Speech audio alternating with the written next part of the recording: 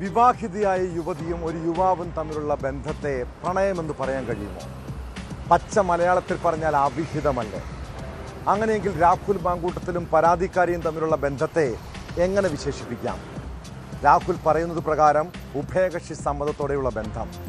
അപ്പോൾ ഈ കേസിൽ ബലാത്സംഗ കുറ്റം നിലനിൽക്കുമോ? സോഷ്യൽ മീഡിയയിൽ പല രീതിയിലുള്ള ചർച്ചകൾ നടക്കുന്നുണ്ട്. യുവതിയുമായുള്ള രാഹുലിൻ്റെ ഓഡിയോ സംഭാഷണത്തിൽ ആഘോഷം നടത്താൻ അയാൾ നിർബന്ധിക്കുന്ന തെളിവുകളുണ്ട്.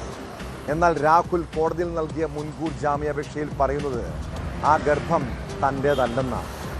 പരാതിക്കും കേസിനും പിന്നിൽ ഗൂഢാലോചനയുണ്ടെന്നാണ്.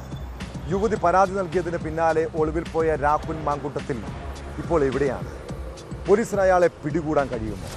വിശദമായി പരിശോധിക്കുകയാണ് പോലീസ് പട്രോൾ. സ്വാഗതം.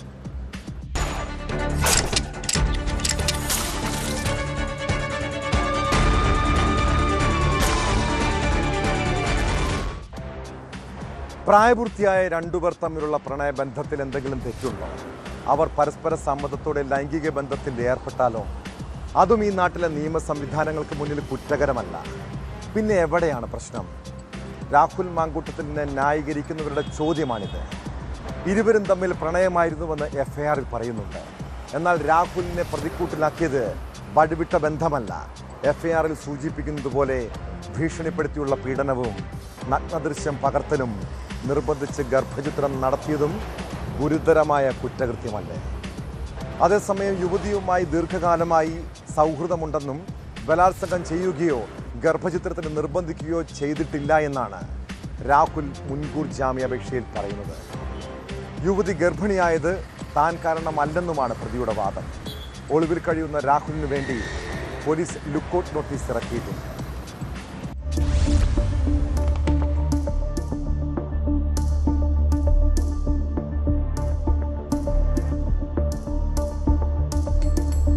തിരുവനന്തപുരം ജില്ലാ സെഷൻസ് കോടതിയിലാണ് രാഹുൽ മാങ്കൂട്ടത്തിൽ മുൻകൂർ ജാമ്യ ഹർജി നൽകിയത്. ആരോപണങ്ങളെല്ലാം നിഷേധിച്ചാണ് രാഹുലിന്റെ ഹർജി. പരാതിക്കാരിയായ യുവതിയുമായി ദീർഘകാലമായി സൗഹൃദമുണ്ട്. എന്നാൽ യുവതി ആരോപിക്കുന്നത് പോലെ ബലാത്സംഗം ചെയ്തിട്ടില്ലെന്നും ഗർഭചിത്രം ഉൾപ്പെടെയുള്ള ആരോപണങ്ങൾ കെട്ടിച്ചമച്ചതാണെന്നും ഹർജിയിൽ വാദിക്കുന്നു. പരാതിക്കാരിയുടെയും ഭർത്താവിന്റെയും രാഷ്ട്രീയ ബന്ധം ചൂണ്ടിക്കാട്ടി തനിക്കെതിരായ നീക്കം BJP CPM ഗൂഢാലോചനയുടെ ഭാഗമാണെന്നും രാഹുൽ ആരോപിക്കുന്നു. യുവതിയാണ് സമൂഹ മാധ്യമങ്ങൾ വഴി ബന്ധപ്പെട്ട് സൗഹൃദമുണ്ടാക്കിയത്. ഭർത്താവ് തന്നെ ഗാർഹികമായി പീഡിപ്പിക്കുന്നുവെന്ന് യുവതി പറഞ്ഞതോടെ അനുകമ്പ തോന്നി. ഈ ബന്ധമാണ് പിന്നീട് ഉഭയസമ്മതത്തോടെയുള്ള ശാരീരിക ബന്ധത്തിലേക്ക് വളർന്നത്. താനാണ് ഗർഭിണിയാക്കിയതെന്ന ആരോപണം തെറ്റാണെന്നും യുവതി സ്വന്തം ഇഷ്ടപ്രകാരം ഗർഭം അലസിപ്പിച്ചതാണെന്നും രാഹുലിന്റെ ജാമ്യ ഹർജിയിൽ പറയുന്നു.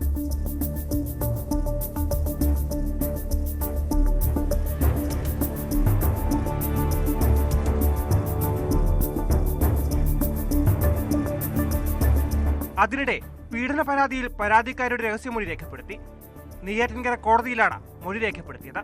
യുവതിയുടെ പരാതിയിൽ കേസെടുത്തതിന് പിന്നാലെയാണ് കോടതിയിലെത്തിച്ച് രഹസ്യമൊഴിയെടുത്തത്. രാഹുലിനെതിരെ ഗുരുതര പരാമർശങ്ങളാണ് FIRലുള്ളത്.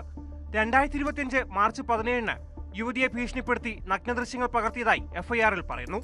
2025 ഏപ്രിൽ 22 തൃക്കണ്ണാപുരത്തെ ഫ്ളാറ്റിലും മെയ് അവസാന വാരം പാലക്കാടുള്ള MLAയുടെ ഫ്ളാറ്റിൽ വെച്ചും പീഡിപ്പിച്ചു. മെയ് 30 ഗർഭചിത്രത്തിന് വേണ്ട ഗുളികകൾ കൈമനത്ത് വെച്ച് കൈമാറി. MLAയുമായുള്ള ബന്ധം പുറത്തു പറഞ്ഞാൽ ജീവിതം നശിപ്പിക്കുമെന്ന് ഭീഷണിപ്പെടുത്തിയെന്നും FIRൽ പറയുന്നു. കേസിൽ പ്രത്യേക അന്വേഷണ സംഘം രൂപീകരിച്ചു.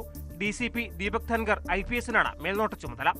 അസിസ്റ്റന്റ് കമ്മീഷണർ VS ദിനരാജാണ് അന്വേഷണ ഉദ്യോഗസ്ഥൻ.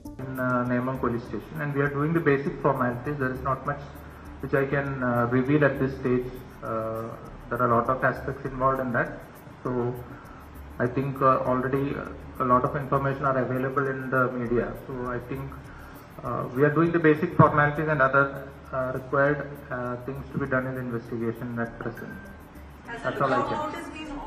See, I said these are all part of investigation, which I cannot that's something which I will reserve for myself because it's a part of investigation. I don't think it should be revealed. രാഹുലിനെ സഹായിച്ച സുഹൃത്തടക്കമുള്ളവരെ കേസിൽ പ്രതി ചേർത്തേക്കും. യുവതി പരാതി നൽകിയതോടെ രാഹുൽ ഒളിവിലാണ്. പ്രതി സംസ്ഥാനം വിട്ടുവെന്ന് police സംശയിക്കുന്നുണ്ട്. രാഹുലിനായി police lookout notice ഇറക്കി.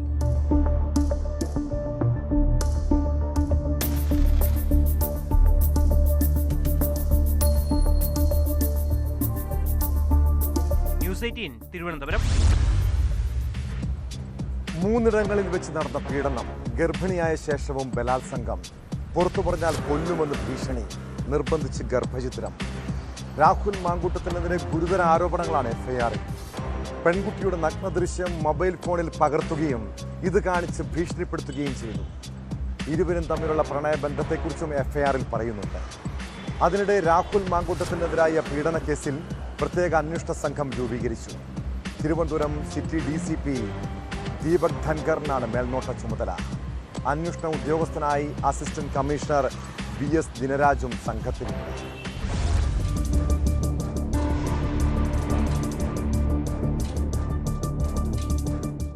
ഒന്ന് BNS 64-2F അധികാരത്തിലിരുന്നുള്ള ബലാത്സംഗം. 2 BNS 64-2H ഗർഭിണിയാകുമെന്ന അറിവോടെ ബലാത്സംഗം. 3 BNS 64-2M ആവർത്തിച്ചുള്ള ബലാത്സംഗം. 3 ജാമ്യമില്ലാ കുറ്റം, ജീവപര്യന്തം വരെ തടവു ശിക്ഷ.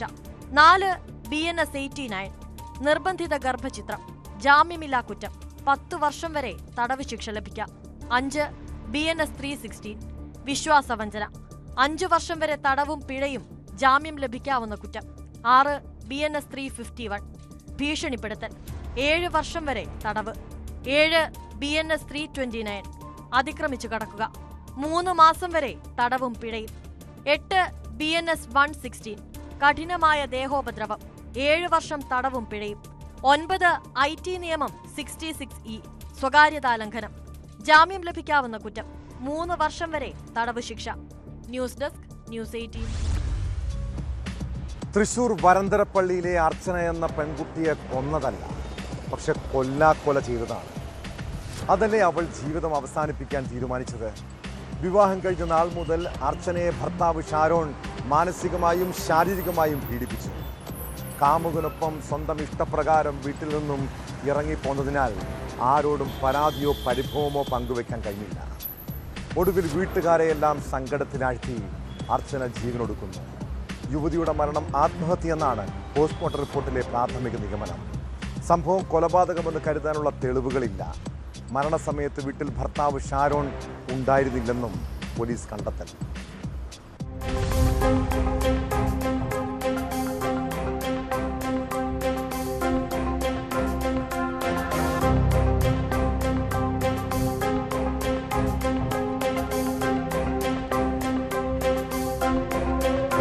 കഴിഞ്ഞ ദിവസമാണ് വരന്തരപ്പള്ളി സ്വദേശിനി അർച്ചനയെ പൊള്ളലിറ്റ് ദുരൂഹ സാഹചര്യത്തിൽ മരിച്ച നിലയിൽ കണ്ടെത്തിയത്.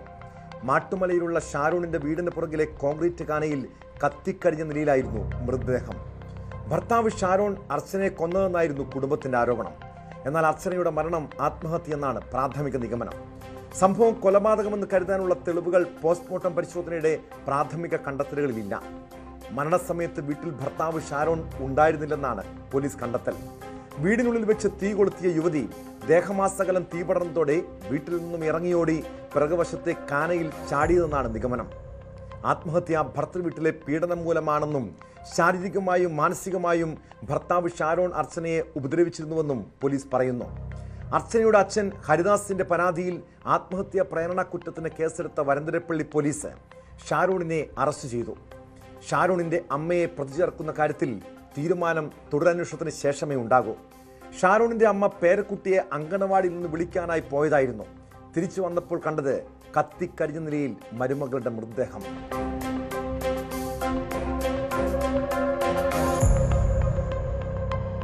ആറുമാസം മുൻപായിരുന്നു ഷാരോണിന്റെയും അർച്ചനയുടെയും പ്രണയവിവാഹം. അകളപ്പ നഗർ പോളിടെക്നിക്കിൽ ഡിപ്ലോമ പൂർത്തിയാക്കിയ അർച്ചന കുറച്ചുകാലം ജോലി നോക്കിയിരുന്നു. അർച്ചനയുടെ അമ്മ വീടിന് സമീപം ഷാരോണും കുടുംബവും വാടകയ്ക്ക് താമസിക്കാൻ എത്തിയപ്പോഴുള്ള പരിചയമാണ് പ്രണയത്തിലെത്തിയതെന്നും വീട് വിട്ടിറങ്ങി പോകുന്നതിന് കാരണമായതെന്നും പറയുന്നു. അന്നു മുതൽ യുവതിയെ വീട്ടുകാരുമായി ബന്ധപ്പെടാൻ അനുവദിക്കാറില്ലായിരുന്നു. വിവാഹത്തിൽ എതിർപ്പുകൾ ഉണ്ടായിരുന്നുവെങ്കിലും മകൾ നല്ല നിലയിൽ ജീവിച്ചു കാണാൻ ആഗ്രഹിച്ചിരുന്നുവെന്ന് പിതാവ് പറയുന്നുണ്ട്.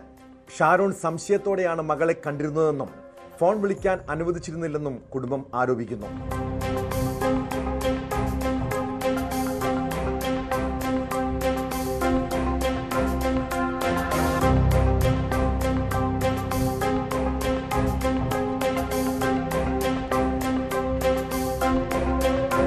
ന്യൂസ് 18 തൃശൂർ.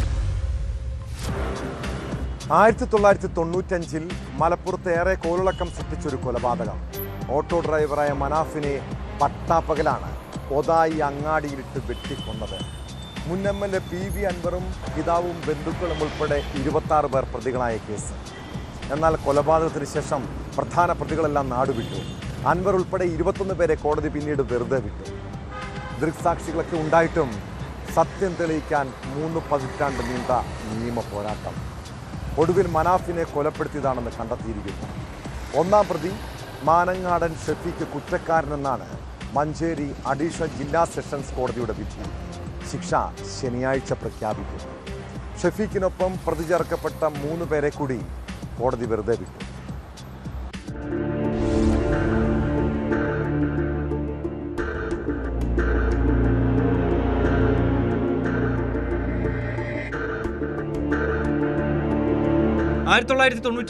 ഏപ്രിൽ 13 ഒതായി മനാഫ് കൊല്ലപ്പെട്ടത്. ഒതായി അങ്ങാടിയിലിട്ട് പട്ടാപ്പകലാണ് ഓട്ടോ ഡ്രൈവർ കൂടിയായ മനാഫിനെ വെട്ടിക്കൊന്നത്. വ്യക്തിവിരോധമായിരുന്നു കൊലയ്ക്ക് കാരണം. മുൻ MLA PV അൻവറും അൻവറിന്റെ പിതാവ് ഷൗക്കത്ത് അലിയും അൻവറിന്റെ സഹോദരി പുത്രന്മാരും അടക്കം കേസിൽ മൊത്തം 26 പേരെ പ്രതി ചേർത്തു. സംഭവത്തിന് പിന്നാലെ ഒന്നാം പ്രതി മാലങ്ങാടൻ ഷെഫീക്ക്, മൂന്നാം പ്രതി മാലങ്ങാടൻ ഷെരീഫ്, 17-ാം പ്രതി നിലമ്പൂർ സ്വദേശി മുനീബ്, 19-ാം പ്രതി എളമരം സ്വദേശി കബീർ എന്ന ജാബിർ എന്നിവർ നാടുവിട്ട് വിദേശത്ത് അഭയം തേടി. ഒടുവിൽ ഇന്റർപോളിന്റെ അടക്കം സഹായത്തോടെയാണ് ഇവരെ പിടികൂടിയത്.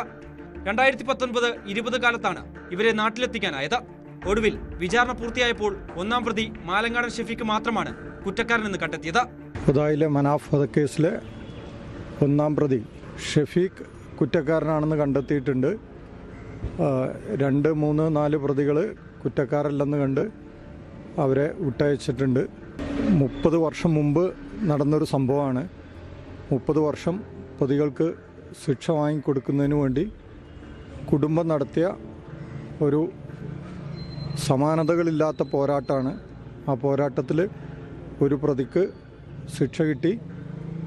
ജീവപര്യന്തം തടവ് ശിക്ഷ കിട്ടാവുന്ന കുറ്റമാണ് കോടതി കണ്ടെത്തിയിട്ടുള്ളത്. PV അൻവറിന്റെ സഹോദരി മകനാണ് പ്രതി.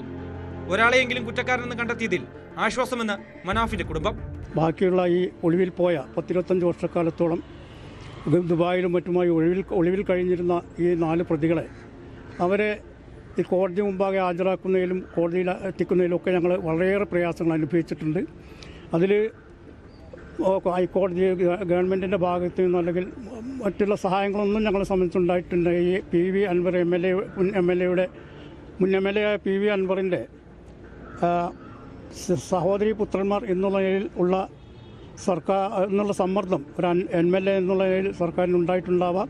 ഏതായിരുന്നാലും സർക്കാർ ഇവിടെ സൂചിപ്പിച്ച പോലെ സർക്കാരിൻ്റെ സഹായമൊന്നുമില്ലാതെ തന്നെ ഹൈക്കോടതിയും മറ്റ് വിചാരണ കോടതിയും മറ്റുള്ള കോടതികളൊക്കെ കയറി ഇറങ്ങി ഞങ്ങൾ ഈ ലക്ഷ്യം പൂർത്തീകരിച്ചിരിക്കുകയാണ്.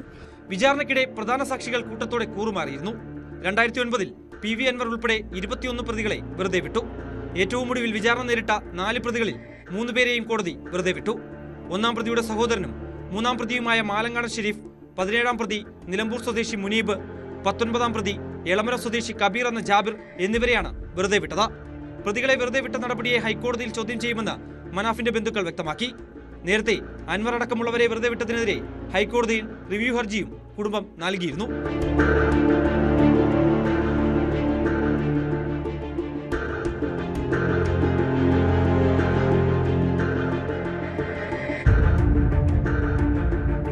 ന്യൂസ് 18 മലപ്പുറം.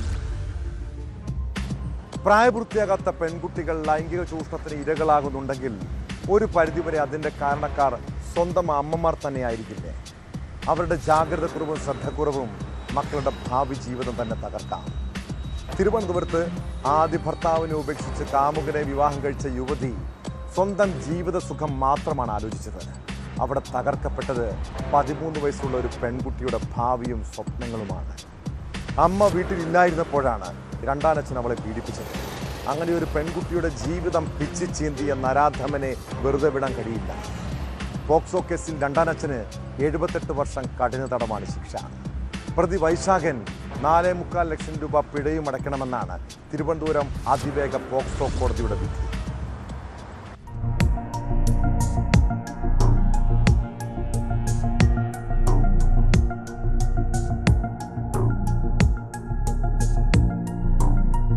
2023 പെൺകുട്ടി 7ാം ക്ലാസ്സിൽ പഠിക്കുമ്പോഴാണ് കേസിനാസ്പദമായ സംഭവം നടന്നത്.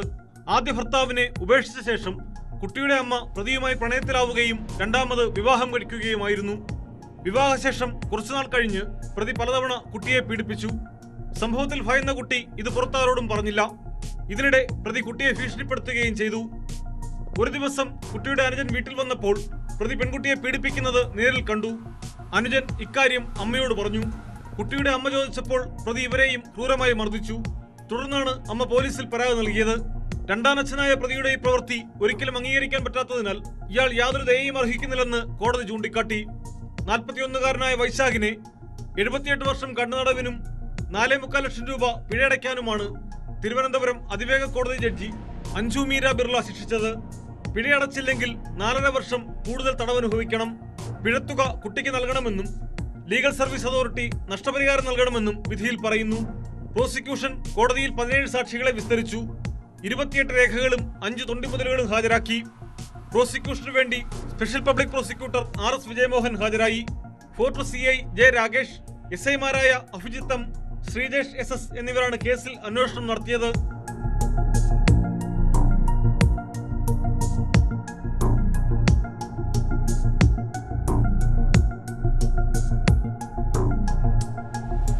ന്യൂസ് 18 തിരുവനന്തപുരം. കൊല്ലം പുനലൂരിന് സമീപം ആളുകേറാമലയിലെ ദുരൂഹമരണം പോലീസിന് കുറെ വട്ടം കറക്കിയ കേസാണ്. മരിച്ച ആളെയോ കൊലയാളികളെയോ കണ്ടെത്താൻ കഴിയാതെ അന്വേഷണ സംഘം ഇരുട്ടിൽ തപ്പിയത് 2 മാസത്തോളം. കഴിഞ്ഞ സെപ്റ്റംബർ 23-നാണ് റബ്ബർ മരത്തിൽ ചങ്ങല ചുറ്റി മരത്തിലൂടെ താഴിട്ട് പൂട്ടിയ നിലയിൽ മൃതദേഹം കണ്ടെത്തിയത്. ഒടുവിൽ കൊലപാതകത്തിൽ പ്രതിയെന്ന് സംശയിക്കുന്ന ആളുടെ ചിത്രം പോലീസ് പുറത്തുവിട്ടിരിക്കുന്നു. ഏറെ കോളിളക്കം സൃഷ്ടിച്ച കേസിൽ 2 മാസം പിന്നിടുമ്പോഴാണ് പോലീസിന് ആശാവഹമായ നിലയിൽ ഒരു തുമ്പ് കണ്ടെത്താനായത്. ആളുകേറാമലയുടെ അധികം അകലെയല്ലാത്ത പെട്രോൾ പമ്പിൽ നിന്നും കന്നാസിൽ പെട്രോൾ വാങ്ങിയതെന്ന് സംശയിക്കുന്ന ആളുടെ ചിത്രമാണ് പോലീസ് പുറത്തുവിട്ടിരിക്കുന്നത്.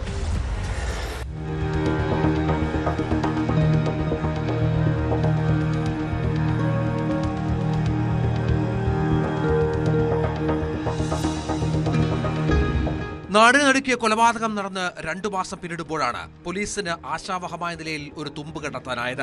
കൊലപാതകം നടന്ന മുക്കടവ് ആളുകേറ മലയിൽ നിന്ന് 1 കിലോമീറ്ററിനുള്ളിൽ സ്ഥിതി ചെയ്യുന്ന പമ്പിൽ നിന്നും കന്നാസിൽ പെട്രോൾ വാങ്ങിയെന്ന് സംശയിക്കുന്ന ആളുടെ ചിത്രമാണ് പോലീസ് പുറത്തുവിട്ടത്. ഇയാളാണ് കൊലപാതകം നടത്തിയതെന്നാണ് സംശയം.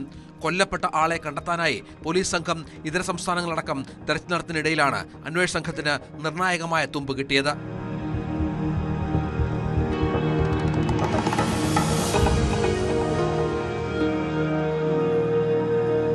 സെപ്റ്റംബർ 23-നാണ് പുനലൂർ മൂവാറ്റുപുഴ പാതയിൽ മുക്കടവ് പാലത്തിന് സമീപം ചെങ്കുത്തായ മലമുകളിൽ മൃതദേഹം കണ്ടെത്തിയത്. വലത് കൈയിലും കാലുകളിലും ചങ്ങല ചുറ്റി റബ്ബർ മരത്തിലൂടെ താഴിട്ട് പൂട്ടിയ നിലയിലായിരുന്നു മൃതദേഹം. വസ്ത്രങ്ങളൊന്നും ഉണ്ടായിരുന്നില്ല. തീ വെച്ച് മുഖം വികൃതമാക്കിയിരുന്നു. മൃതദേഹത്തിനടുത്ത് നിന്ന് കീറിയ നിലയിൽ ഒരു ബാഗും അതിലൊരു മിഠായിയും കുറച്ച് നാണയത്തുട്ടുകളും ഒഴിഞ്ഞ കന്നാസ്, കുപ്പി, കത്രിക എന്നിവയും കണ്ടെടുത്തിരുന്നു. സ്ത്രീയോ പുരുഷനോ എന്ന് അറിയാത്ത നിലയിലായിരുന്നു ആദ്യം മൃതദേഹം കാണപ്പെട്ടത്. പിന്നീട് പാരിപ്പള്ളി മെഡിക്കൽ കോളേജിൽ നടത്തിയ പോസ്റ്റ്മോർട്ടത്തിൽ 40-നും 50-നും ഇടയ്ക്ക് പ്രായമുള്ള പുരുഷനാണ് കൊല്ലപ്പെട്ടതെന്ന് വ്യക്തമായി. ഇടതുകാലിന് സ്വാധീനമില്ലാത്ത ആളാണിതെന്നും മൃതദേഹത്തിന് 1.5 ആഴ്ചയോളം പഴക്കമുണ്ടെന്നും പോസ്റ്റ്മോർട്ടത്തിൽ കണ്ടെത്തിയിരുന്നു. എന്നാൽ കൊല്ലപ്പെട്ടയാളെയോ കൊലപാതകം നടത്തിയ ആളെയോ കണ്ടെത്താനാകാത്തതിനാൽ അന്വേഷണം വഴിവിട്ട നിലയിലായിരുന്നു. നിലവിൽ ലഭിച്ച തെളിവുകളുടെ അടിസ്ഥാനത്തിൽ അന്വേഷണം ഊർജിതമാക്കാനാണ് തീരുമാനം.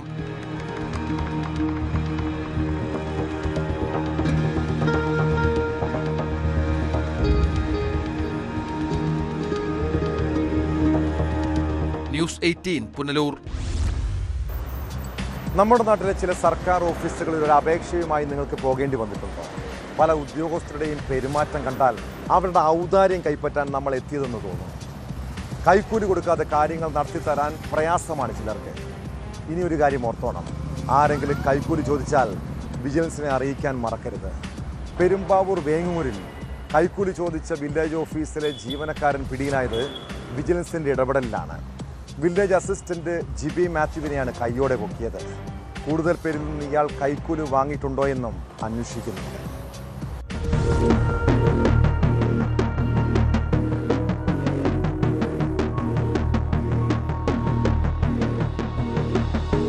പോക്കുവരവ് ചെയ്ത വസ്തു കരമടയ്ക്കുന്നതിന് വസ്തു ഉടമയിൽ നിന്ന് 5000 രൂപ കൈക്കൂലി വാങ്ങുമ്പോഴാണ് വില്ലേജ് അസിസ്റ്റന്റ് വിജിലൻസ് സംഘത്തിന്റെ പിടിയിലായത്. കുറുപ്പുംപടി വേങ്ങൂർ വെസ്റ്റ് വില്ലേജ് ഓഫീസിലെ വില്ലേജ് അസിസ്റ്റന്റ് GBM മാത്യുവിനെ vigilance Ernakulam unit DYSP TM വർഗീസിന്റെ നേതൃത്വത്തിലുള്ള സംഘമാണ് അറസ്റ്റ് ചെയ്തത്.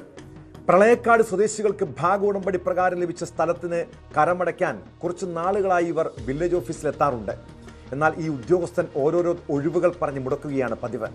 ഇതുകൂടാതെ ഇവരിൽ നിന്നും കരം കൊടുക്കുന്നതിന് 5000 രൂപ ഇയാൾ കൈക്കൂലി ആവശ്യപ്പെട്ടു. നാളുകൾ കയറിയിറങ്ങിയിട്ടും ഫലമില്ലാതെ സ്ഥലമുടമ വിജിലൻസിൽ പരാതി നൽകി. വിജിലൻസ് സംഘം നൽകിയ നോട്ടുകൾ പരാതിക്കാരന്റെ കയ്യിൽ നിന്ന് വാങ്ങിയപ്പോൾ തന്നെ വിജിലൻസ് സംഘം പ്രതിയെ കയ്യോടെ പിടികൂടുകയായിരുന്നു. ഇയാൾ കഴിഞ്ഞ 2.5 വർഷക്കാലമായി ഈ ഓഫീസിലാണ് ജോലി ചെയ്യുന്നത്. കൂടുതൽ പേരിൽ നിന്ന് ജിബി കൈക്കൂലി വാങ്ങിയിട്ടുണ്ടോ എന്നും വിജിലൻസ് അന്വേഷിക്കുന്നുണ്ട്.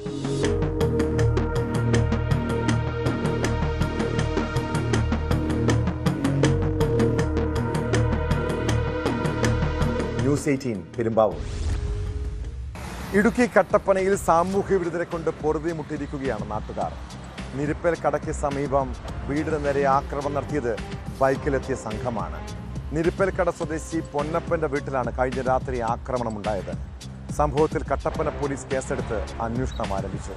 എന്നാൽ ആക്രമണത്തിന്റെ കാരണം എന്തെന്നോ ആരാണ് സംഭവത്തിന് പിന്നിലെന്നോ വ്യക്തമല്ല.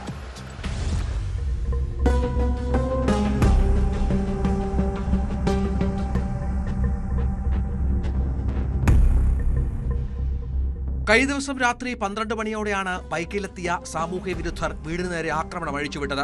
കോൺക്രീറ്റ് കട്ടകൾ കൊണ്ട് എറിഞ്ഞതിനെ തുടർന്ന് വീടിന്റെ 2 ജനലുകൾ തകർന്നു. ശബ്ദം കേട്ട് വീട്ടുകാരും സമീപവാസികളും പുറത്തിറങ്ങിയപ്പോഴേക്കും അക്രമികൾ ബൈക്കിൽ രക്ഷപ്പെടുകയായിരുന്നു. ഒരു 12:05 കാണും. അന്നേരത്തേനെ ഞങ്ങളിങ്ങനെ ഉറക്കം വന്നേ ഉള്ളൂ. അപ്പോഴത്തേനായി ഈ ഒച്ച കേട്ടുകൊണ്ട് ഞങ്ങൾ ചാടിയിരുന്നേക്ക്. അന്നേരം മേല് മുഴുവൻ ചില്ലും എല്ലാമായിരുന്നു. പിന്നെ കഥ തുറന്ന് നോക്കിയപ്പോഴത്തേന് അയൽവക്കാർ മുഴുവൻ ഒച്ച കേട്ട് അവരെല്ലാവരും ഇറങ്ങി മുറ്റത്ത് നിൽപ്പുണ്ടായിരുന്നു. അപ്പോൾ താഴത്തെ നിന്ന് വിജയം വന്നേച്ച് പറഞ്ഞു ഇങ്ങനെ ഒരു വണ്ടി അവിടെ കിടപ്പുണ്ടായിരുന്നു, വണ്ടി പോകുന്ന കണ്ടെന്ന് പറഞ്ഞു. നടന്ന് ഓടിപ്പോകുന്ന ഒച്ചയൊക്കെ ഞങ്ങൾ കേൾക്കുന്നുണ്ട്. അങ്ങനെ പോലീസുകാർ വന്നു, ഞങ്ങൾ വിളിച്ചവർ വന്നു, എല്ലാം കണ്ടു കേട്ട് അവർ പോയി എല്ലാം പറഞ്ഞിരിക്കുക. വീട്ടുകാർ പരാതി നൽകിയെ തുടർന്ന് കട്ടപ്പന പോലീസ് സ്ഥലത്തെത്തി അന്വേഷണം തുടങ്ങി. സമീപത്തെ CCTV ദൃശ്യങ്ങൾ പരിശോധിച്ചതിൽ നിന്നും പ്രതികളെ തിരിച്ചറിഞ്ഞതായാണ് സൂചന. സംഭവത്തിൽ വിശദമായ അന്വേഷണം നടത്തിവരുന്നതായും പ്രതികളെ ഉടൻ പിടികൂടുമെന്നും പോലീസ് അറിയിച്ചു.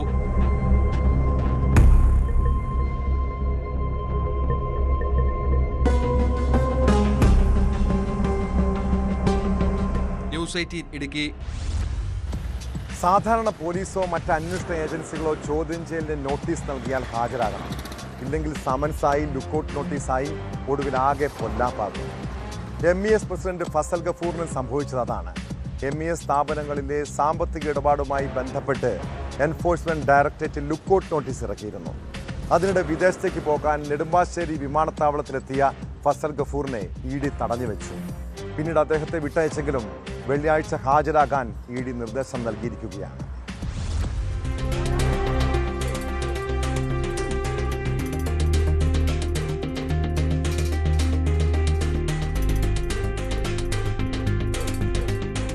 MES സ്ഥാപനങ്ങളിലെ സാമ്പത്തിക ഇടപാടുമായി ബന്ധപ്പെട്ടാണ് ഫസൽ ഗഫൂറിനെതിരെ ED കേസ് രജിസ്റ്റർ ചെയ്തിട്ടുള്ളത്. കേസുമായി ബന്ധപ്പെട്ട് ED നിരവധി തവണ ഫസൽ ഗഫൂറിന് നോട്ടീസ് അയച്ചിരുന്നു. എന്നാൽ ഇതുവരെയും അദ്ദേഹം ഹാജരായിരുന്നില്ല. ഈ സാഹചര്യത്തിലാണ് ED ഫസൽ ഗഫൂറിനെതിരെ ലുക്കൌട്ട് നോട്ടീസ് ഇറക്കിയത്. ഒരു വിദേശയാത്രക്കായി വിമാനത്താവളത്തിലെത്തിയതറിഞ്ഞ് എമിഗ്രേഷൻ വിഭാഗം ഉദ്യോഗസ്ഥർ ഫസൽ ഗഫൂറിനെ തടഞ്ഞു വെക്കുകയായിരുന്നു. തുടർന്ന് അവർ EDയെ വിവരം അറിയിച്ചു.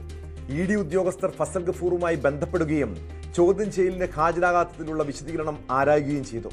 തുടർന്നാണ് EDയുടെ ഓഫീസിൽ ഹാജരാകാൻ നിർദ്ദേശം നൽകിയത്.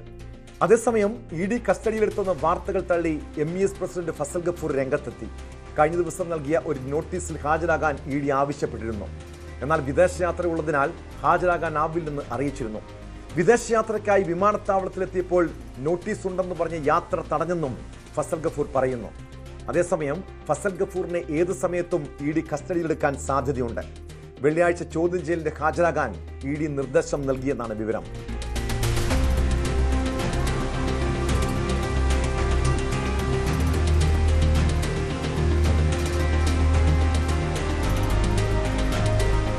ന്യൂസ് 18 കൊച്ചി. മലപ്പുറം കോട്ടക്കലിൽ യുവാവിനെ ആക്രമിച്ച് 5 ലക്ഷം രൂപ തട്ടിയെടുത്ത കേസാണ് പോലീസ് പെട്രോളിംഗ് പരിശോധിക്കുന്നത്.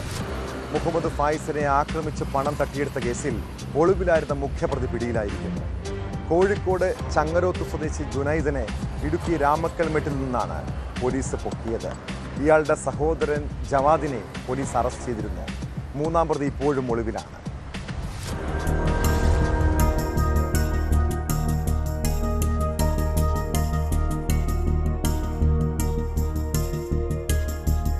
കഴിഞ്ഞ ഒക്ടോബർ 7 രാത്രി 10 മണിയോടെയാണ് ജുനൈദിന്റെ നേതൃത്വത്തിലുള്ള 3-അംഗ സംഘം യുവാവിനെ അപകടപ്പെടുത്തി പണം തട്ടിയെടുത്തത്. കോട്ടക്കൽ പറമ്പലങ്ങാടിയിലെ ക്ലബ് സുലൈമാനി എന്ന സ്ഥാപനത്തിന്റെ പാർക്കിംഗ് ഏരിയയിൽ വെച്ച് പ്രതികൾ മലപ്പുറം സ്വദേശിയായ മുഹമ്മദ് ഫായിസിനെ ആക്രമിച്ചു. തുടർന്ന് ഇയാളിൽ നിന്ന് 5 ലക്ഷം രൂപ തട്ടിയെടുക്കുകയായിരുന്നു.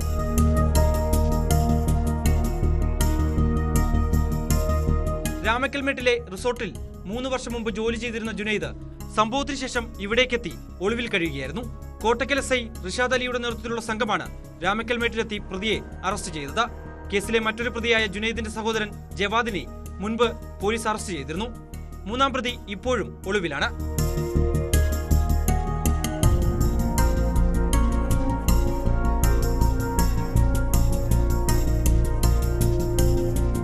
ന്യൂസ് 18 ഇടുക്കി. കാസർഗോഡ് ദേലമ്പാടിയിൽ കഴിഞ്ഞ ദിവസം BLOയെ CPM പ്രാദേശിക നേതാവ് കയ്യേറ്റം ചെയ്യുന്ന ദൃശ്യങ്ങൾ നമ്മൾ കണ്ടതാണ്. SIR ഫോമുകൾ നൽകുന്നതുമായി ബന്ധപ്പെട്ട തർക്കത്തിനിടെയായിരുന്നു കയ്യേറ്റവും അസഭ്യവർഷവും. BLOയെ ആക്രമിച്ച കേസിൽ CPM ലോക്കൽ സെക്രട്ടറി അറസ്റ്റിലായിരിക്കുന്നു. ദേലമ്പാടി പഞ്ചായത്ത് അംഗവും ലോക്കൽ സെക്രട്ടറിയുമായ സുരേന്ദ്രനെയാണ് ആദൂർ പോലീസ് അറസ്റ്റ് ചെയ്തത്. BLO അജിത്തിന്റെ പരാതിയിലാണ് പോലീസിന്റെ നടപടി.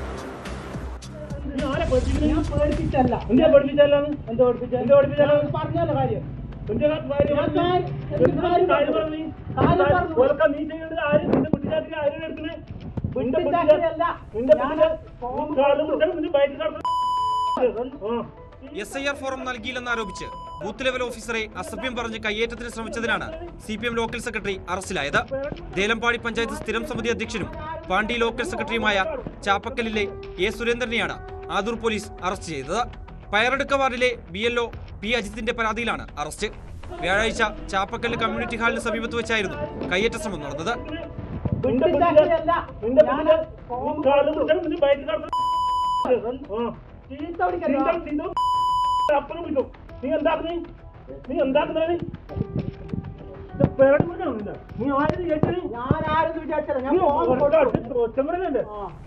SIR ഫോറങ്ങൾ ശേഖരിക്കുന്നതിനായി എത്തിയതായിരുന്നു BLO.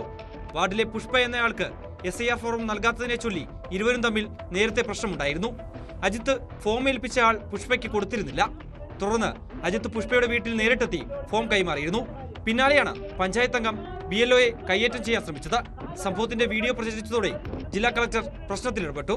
ബന്തെടുക്ക ബിവറേജസ് കോർപ്പറേഷനിൽ LD ക്ലർക്കാണ് പരാതിക്കാരനായ അജിത്ത്. ഔദ്യോഗിക കൃത്യനിർവഹണം തടസ്സപ്പെടുത്തി, അസഭ്യം പറഞ്ഞു എന്നീ കുറ്റങ്ങൾക്ക് പുറമെ തെരഞ്ഞെടുപ്പ് കമ്മീഷന്റെ നിർദ്ദേശപ്രകാരം പൊതുസേവകരെ കയ്യേറ്റം ചെയ്യൽ വകുപ്പും പ്രതിക്കെതിരെ ചുമത്തിയിട്ടുണ്ട്. കോടതിയിൽ ഹാജരാക്കിയ പ്രതിയെ റിമാൻഡ് ചെയ്തു.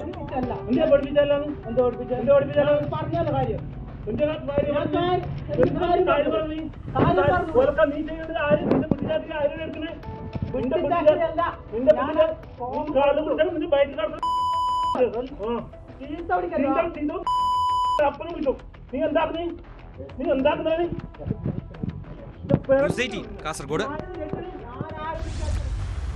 കുറ്റകൃത്യങ്ങളുടെ മറ്റു ചില വാർത്തകൾ ചുരുക്കത്തിൽ. സെക്കൻഡ് ഹാൻഡ് BMW കാർ വാങ്ങാനെന്ന പേരിലെത്തി തട്ടിക്കൊണ്ടുപോയ സംഭവത്തിൽ 4 പേർ തിരുവനന്തപുരത്ത് പിടിയിൽ. ആറ്റിങ്ങൽ സ്വദേശികളായ വിസ്മയ് ദേവ്, ആദിത്യൻ, അരവിന്ദ് എന്നിവരും പ്രായപൂർത്തിയാകാത്ത ഒരാളുമാണ് പിടിയിലായത്. കൊലപാതക ശ്രമക്കേസുകളിൽ പ്രതിയായ കുപ്രസിദ്ധ ഗുണ്ടയെ കായംകുളത്ത് കാപ്പ നിയമപ്രകാരം കരുതൽ തടങ്കിലാക്കി. പെരിങ്ങാല സ്വദേശി ബോക്സർ എന്ന അദിനാനെയാണ് തിരുവനന്തപുരം സെൻട്രൽ ജയിലിൽ അടച്ചത്. ജീവിതത്തിൽ കുറേ പ്രശ്നങ്ങളുള്ളവരാണോ നിങ്ങൾ? ദാമ്പത്യ തർക്കം, സാമ്പത്തിക ബാധ്യത, സമാധാനമില്ലായ്മ, ആകെ സംഘർഷഭരിതമായ സാഹചര്യങ്ങളിലൂടെ കടന്നു പോകുന്ന നിമിഷങ്ങൾ. എന്താണ് ജീവിതത്തിലെ തകർച്ചയ്ക്ക് കാരണമെന്ന് ചിന്തിച്ചിട്ടുണ്ടോ? പലപ്പോഴും നമ്മൾ മറ്റുള്ളവരെ പഠിക്കുന്നു. എന്നാൽ സ്വയം ഒന്ന് ആലോചിച്ചേ. കുടുംബത്തിലെ തർക്കവും കടബാധ്യതയും ഈ ടെൻഷനുമൊക്കെ വരുത്തി വെച്ചത് ആരായിരിക്കും? ഒരു പോലീസ് കേസും പ്രശ്നങ്ങളുമൊക്കെ ഇങ്ങനെ സംഭവിച്ചതായിരിക്കും. മനുഷ്യൻ്റെ സങ്കീർണമായ പ്രശ്നങ്ങൾക്ക് കാരണം അവൻ്റെ തന്നെ പ്രവൃത്തിയാണെന്ന്. നമുക്ക് ഒഴിഞ്ഞു മാറാവുന്ന സാഹചര്യങ്ങളിൽ പോലും അനാവശ്യമായി തലയിട്ട് ഏടാകൂടത്തിൽ പെടുന്നവരുണ്ട്. വ്യക്തി ജീവിതത്തിൽ ഒരു വീഴ്ച സംഭവിക്കുമ്പോൾ എപ്പോഴും ഒരു തിരിച്ചറിവാണ് വേണ്ടത്. തിരുത്താൻ കഴിയുമെങ്കിൽ തിരുത്തി മുന്നോട്ട് പോകണം കേട്ടോ. ഇതോടെ പോലീസ് പട്രോൾ പൂർണ്ണമാകുന്നു. നമസ്കാരം.